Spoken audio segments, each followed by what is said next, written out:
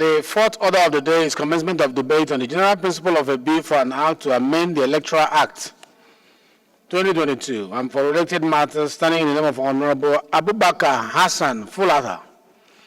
Honorable members will recall that the bill was read the first time on Thursday, 23rd May 2024. And I invite Honorable Fulata to move that the bill be now read the second time. Honorable Fulata, please. Honorable colleagues, I am Abubakar Hassan Fulata. I represent Berniwa Krika Samaguri Federal Constituency. Mr. Speaker, honorable colleagues, I am from Jigawa State. Mr. Speaker, honorable colleagues, I move that a bill for an act to amend the Electoral Act 2022 and for related matters, House Bill 1462, be read the second time. I so move, Mr. Speaker. Amend sections 51, subsection 2, and the deletion of section 51, subsection 3, subsection 4, and section 84, subsection 8. Section 51 of the Act is amended by deleting the existing subsection 2 and inserting a new section 2 after subsection 1 as follows. Where the number of votes cast at an election in any polling unit exceeds the number of accredited voters in that polling unit, the presiding officer shall deduct the number of excess votes across all political parties in that polling unit, and the presiding officer shall be prosecuted in accordance with the provisions of Section 145 of this Act, and if found guilty, shall be sentenced to a period of 6 months imprisonment or a fine of 2 million or both. Mr. Speaker, honorable colleagues, if above amendment is accepted, then there will be no basis for Section 51, subsection 3, and 51(4), and therefore should be completely deleted from the Act. As it stands, the provisions of Section 51, subsection 2, 3, and 4 seems to deliberately target legitimate winners of elections instead of criminally minded individuals who connive with custodians of electoral materials to cancel votes. Even if it is presumed that the individual who added the votes are not known, certainly the winner of the election in that particular unit or his agents cannot be party to a deliberate act that would invalidate their votes.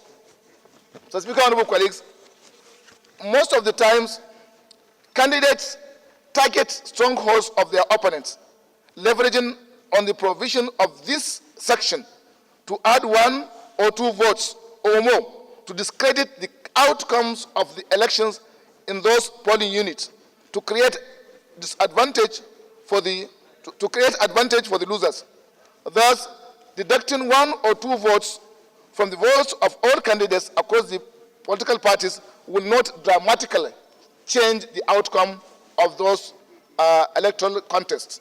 Equally important, Mr. Speaker, is the need to punish the presiding officers who allow themselves to be used to perpetrate fraud and injustice. As custodians of electoral materials, this clause is needed for the purpose of deterrence. Mr. Speaker, honorable colleagues, Section 84 of the Principal Act is amended by deleting the existing subsection 8 and inserting a new section 8 after subsection 7 as follows.